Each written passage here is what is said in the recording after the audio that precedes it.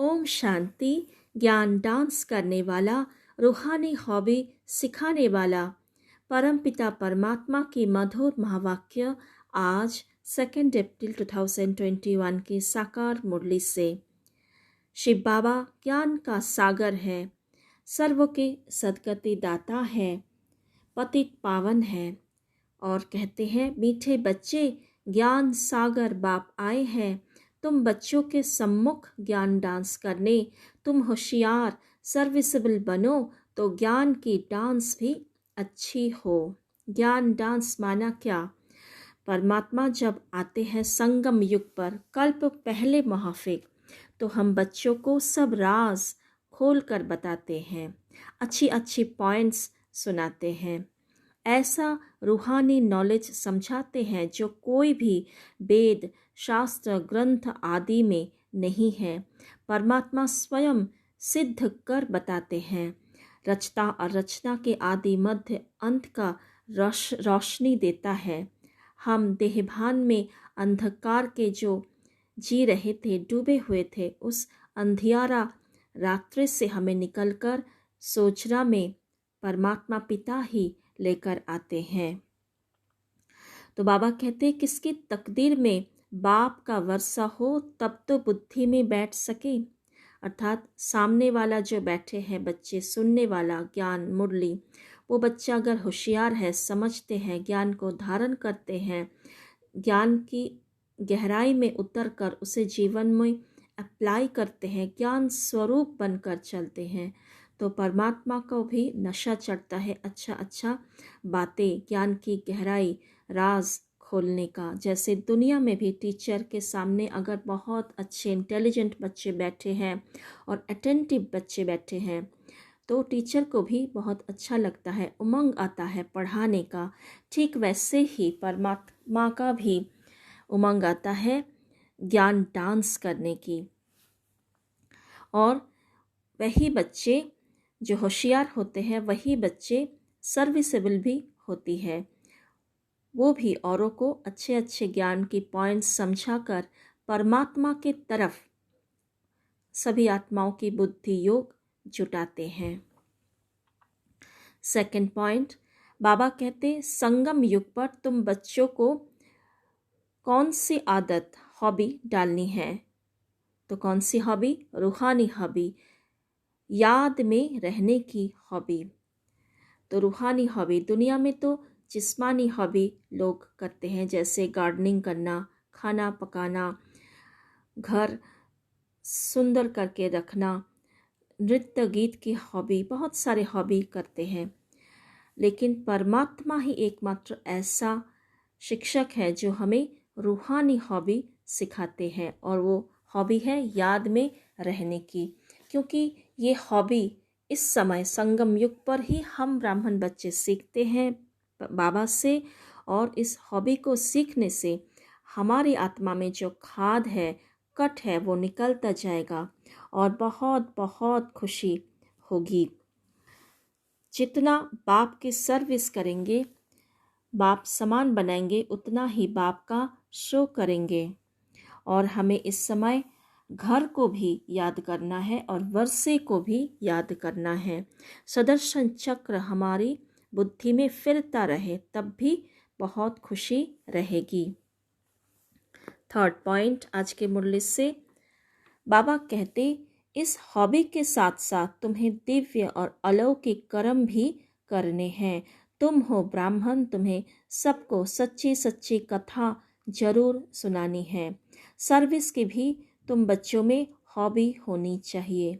तो आज शिव बाबा हमें 2 हॉबी सिखा रहे हैं, एक तो याद की यात्रा में रहने की हॉबी और सर्विस करने की हॉबी। कर्म में हम अलौकिकता कैसे लाए? घर गृहस्थ में रहते बहुत सारे कर्म सारा दिन भर करना होता है। जो जॉब पे जाते हैं, बिजनेस करते हैं, कि और भी छोटे छोटे कर्म, साधारण कर्म करते हैं, उन्हें भी कर्म को अलौकिक दिव्य बनानी है। तो कैसे? जितना हम परमात्मा की याद में रहेंगे, आत्मिक स्वरूप में रहेंगे, ज्ञान के मनन चिंतन में रहेंगे, उतना हमारा साधारण से साधारण कर्म भी डिवाइन और अलौकिक होता जाएगा। और एक बात, हमें कोई भी कर्म करना पड़े, हम यही समझे कि इस समय हम परमात्मा के संतान, डायरेक्ट बच्चा है, ईश्वरीय औलाद है। तो जो भी कार्य है, ये सारे कार्य शिव बाबा की है। चाहे रूहानी सेवा की कार्य हो, चाहे घर गृहस्थ में साधारण कर्म हो, सेंटर के साधारण कर्म हो, हर कर्म शिव बाबा के कर्म है। उनके सेवा में हम निमित्त है, निर्माण है। निष्काम भाव से अगर कर्म करेंगे तो हर कर्म में हमारा कमाई होगा और हर कर्म अलौकिक दिव्य हो जाएगा। और क्या करना है, हमें ज्ञान के सिमरन करके, नॉलेजफुल बाप से जो नॉलेज मिल रही है, उसी नॉलेज में हमें बहुत नॉलेज को सिमरन करके हमें भरपूर रहना है और सुदर्शन चक्र फिराना है। और जो देह और देह की दुनिया जहाँ हम रहते हैं, सबको भूलकर एक परमात्मा को याद करना है, क्योंकि इस समय भगवान आए हैं हमें श्रृंगार करने, श्रृंगार करके ले जाने, स्वीट सागर में ले जाते हैं। तो ये सारी बातें हमें याद करना है बार बार। 4th पॉइंट, बाबा कहते, तुम बच्चों को सत्युग में जाने से भी जास्ती फायदा यहाँ है, क्योंकि जानते हो इस समय हम ईश्वरीय गोद में हैं, ईश्वरीय औलाद है। इस समय हमारी बहुत ऊंचते ऊंच गुप्त महिमा है। तो जैसे दुनिया में लोग भगवान को पुकारते हैं लेकिन जानते नहीं हैं, बुलाते हैं ईश्वर को, भगवान को पुकारते हैं लेकिन जानते नहीं हैं। लेकिन हम बच्चों को बाबा ने सब कुछ अच्छी रीति समझा दिया। तो बाबा कहते, तुम बच्चों को बहुत खुशी में रहना है, क्योंकि तुम जानते हो कि 21 जन्म के लिए हम इतना ऊंच पद पाते हैं। 3 हिस्सा तो तुम सुखी रहते हो, अर्थात हमारी सुख आधा आधा नहीं है, सत्युग त्रेता ही नहीं है। हमारा सुख तो द्वापर युग और कलयुग के पहले समय में भी दुख नहीं होता, कलयुग के अंत में दुख होता है। और ब्राह्मण जीवन में भी हमें इतना दुख महसूस नहीं होता। परिस्थिति आती है, ऊंच नीच बातें होती है, फिर भी अगर हम परमात्मा श्रीमत पर चलते हैं तो हमें दुख की गहराई इतना नहीं होता। हमारी शक्ति रोज़ हमें जो मिलता है, उससे हम सारे तूफानों को, सारे कठिन से कठिन परिस्थिति को भी पार कर जाते हैं। तो इसीलिए बाबा कहते कि तुम्हें जो ज्ञान की बातें मिली है, उसी बातों में, उन बातों को सिमरन कर भरपूर रहना है। देह अभिमान में आकर किसी भी प्रकार का घुटका नहीं खाना है। 5th पॉइंट, सतयुग के बारे में बाबा कहते कि सतयुग में इतनी योनियाँ थोड़ी ही होगी, वहाँ तो थोड़ी वैरायटी होती है। सतयुग में कोई भी छीछी गंध करने वाली चीज़ हो न सके। उन देवी देवताओं को कहते ही है भगवान भगवती। सतयुग की दुनिया, वहाँ पर इतने सारे जानवर नहीं होंगे, कम होंगे। और बाबा कहते कि उस समय वहाँ पर भारत कितना पवित्र था, खीर का सागर था, दूध घी की जैसे नदियाँ थी। लेकिन वास्तव में ऐसे कोई दूध घी की नदियाँ नहीं थी। लेकिन अव्यक्त मुरली में बाबा कहते कि सतयुग में पानी इतना पवित्र स्वच्छ थे, जड़ी बूटी होने के कारण शक्तिशाली थे, तो पानी जैसे दूध का काम करता है। इसीलिए ये गायन बना है कि दूध घी की नदियाँ बहती है।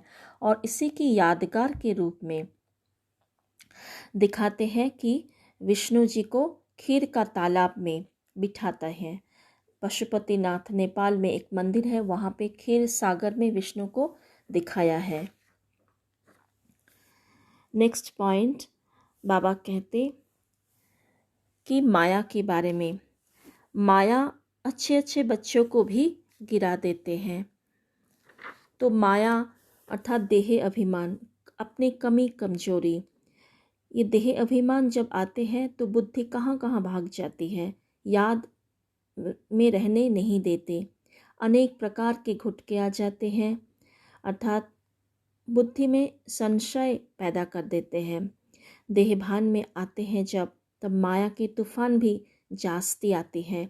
और ब्रह्मा बाबा कहते कि ब्रह्मा बाबा के पास से ज़्यादा माया के तूफान आते थे।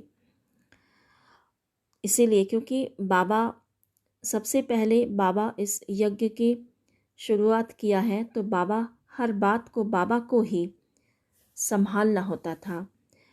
तो बाबा कहते हिम्मत रखते हैं फिर भी माया से लड़ाई तो है। तो माया से हमें हारना नहीं है, माया का तूफान आएगा तो हमें हिम्मत से काम लेना है, क्योंकि हिम्मत का एक कदम और परमात्मा का पदम गुणा मदद। नेक्स्ट पॉइंट है, बाबा कहते हैं मैं बेहद का बाप इस समय टीचर बन पढ़ाता हूँ। तो टीचर बनकर बाबा हमें क्या पढ़ाते हैं? ड्रामा के राज बताते हैं, ज्ञान मुरली सुनाते हैं, ज्ञान डांस करते हैं, और उसी का यादगार के रूप में जैसे कृष्ण को दिखाते हैं कि डांस करते हैं, तो वास्तविक वो डांस स्थूल डांस नहीं है, ज्ञान की डांस है। और कृष्ण के हाथ में जो काठ की मुरली है वो काठ की मुरली भी नहीं है, वो यादगार है। इस समय जो ज्ञान मुरली शिव बाबा चलाते हैं उसी का यादगार है। पतित पावन बाप आकर सहज राजयोग सिखाएंगे या लकड़ी की मुरली बजाएंगे? तो बाबा कल्प कल्प महाफिक बच्चों के पास आते हैं और हमें पूरी सृष्टि का राज समझाते हैं। ब्रह्मांड को भी हम जानते हैं बाबा द्वारा। और बाबा कहते कि बेहद की हिस्ट्री ज्योग्राफी ईश्वर ही जाने और ईश्वर के तुम बच्चे जानो। पवित्रता सुख शांति कैसे स्थापना होती है, ये सारी बातें हम बच्चे ही शिव बाबा द्वारा जानते हैं। तो ये टीचर बनकर परमात्मा हमें ज्ञान का तीसरा नेत्र देते हैं। मूल वतन, सूक्ष्म वतन, स्थूल वतन को भी अच्छी रीति हम जान गए हैं, और यही सुदर्शन चक्र हमारा बुद्धि में फिरता रहता है। तो बहुत बहुत खुशी होगी, क्योंकि ये नई बातें तो भूलने का चांस रहता है। तो बाबा कहते बार बार इसको याद करो।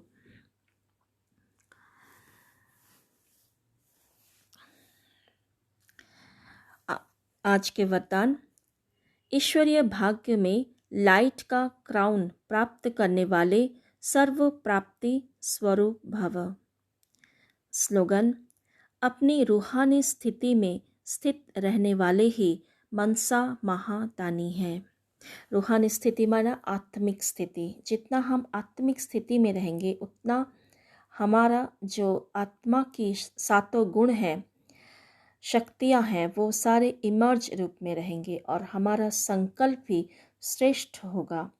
तो हम अच्छी रीति लोगों को और आत्माओं को अनुभव भी करा सकते हैं, क्योंकि हर एक संकल्प से शुभ भावना शुभकामना रहता होगा, और श्रेष्ठ संकल्प होने के कारण, विकारी संकल्प ना होने के कारण वो स्वतः ही औरों को खुशी देगी। और बाबा कहते ईश्वरीय भाग्य में आए हो, अर्थात ईश्वरीय भाग्य की निशानी है लाइट का क्राउन, और लाइट की क्राउन प्राप्ति का आधार है प्योरिटी। जो संपूर्ण पवित्र बन जाते हैं तो उसकी लाइट का ताज बहुत चमकता हुआ दिखाई देता, स्पष्ट दिखाई देता। अगर कोई भी कमी है, प्राप्ति की कमी है, तो लाइट का क्राउन स्पष्ट दिखाई नहीं देगा। और लाइट का क्राउन स्पष्ट दिखाई दे रहे हैं, अर्थात संपूर्ण पवित्र आत्मा जब बन जाते हैं तो हमें सर्व प्राप्ति स्वरूप, सर्व प्राप्ति संपन्न बन जाते हैं। आज के मूल्य से जो 5 शब्द हैं वो है ज्ञान डांस, रूहानी हॉबी, ईश्वरीय भाग्य, मनसा महादानी और घर। ये 5 बातों को हम लिख कर रखें और उसके ऊपर कुछ भी मनन चिंतन करें, ताकि बुद्धि से ज्ञान की बातें कभी ना निकले, ज्ञान का सिमरन निरंतर चलता रहे। ओम शांति। आज हम 5 स्वरूप का अभ्यास करेंगे, स्वरूप को देखेंगे, अनुभव करेंगे। पहला है अनादि स्वरूप। परम धाम में स्वयं को विजुअलाइज करें। ज्योति बिंदु सितारा, चमकता हुआ स्टार, सतोगुणी, संपूर्ण बंधन मुक्त, अशरीरी अवस्था, शक्तिशाली डिवाइन स्थिति, परम धाम से इस दुनिया में पाठ बजाने सत्युग में अवतरित होता स्वयं को देखें। देवी देवताओं के रूप में अपना स्वरूप को 16 कला संपूर्ण, संपन्न, निर्विकारी, संपूर्ण निर्विकारी, लाइट के क्राउन, गोल्डन ताजधारी, दिव्य रूहानी चमकता चेहरा, स्वर्णिम काया, चारों ओर पवित्रता की रूहानी महक वाला, मैं भरपूर संपन्न आत्मा देवी देवताओं की पाठ बजा रही हूँ। पूज्य स्वरूप में आ जाए संतोषी माँ, सामना करने की शक्ति स्वरूप दुर्गा माँ, बहुत हल्का रहने का प्रतीक संगम युग पर पवन पुत्र हनुमान, ये मेरा ही यादगार है। देखे अपना पूज्य स्वरूप को। मंदिरों में भक्तों की लाइन, मेरा पवित्र पूज्य स्वरूप से अभी तक पवित्रता, सुख, शांति का महसूसता हो रही है भक्तों को। परमात्मा मनोकामना पूर्ण करा रहे हैं भक्तों की। ब्राह्मण स्वरूप में स्वयं को श्रेष्ठ संकल्पधारी, स्वमानधारी, परमात्मा पिता के संग पाठ बजाने वाली, मुख्य पाठधारी इस ड्रामा में व्यर्थ से मुक्त ऊंची स्थिति वाले ब्राह्मण स्वरूप में देखे। भविष्य स्वरूप सूक्ष्म वतन में फरिश्ते के रूप में, लाइट के तेजमय शरीर में देहभान की रिंचक मात्र भी नहीं। संपूर्ण संपन्न दातापन की स्थिति, मनसा महादानी स्वरूप, तेजमय फरिश्ता स्वरूप में देखें। बाप दादा को विजुअलाइज करें। मस्तक पर बाप दादा के हाथ वरदानी हस्तों से मैं सदा भरपूर हो रही हूँ।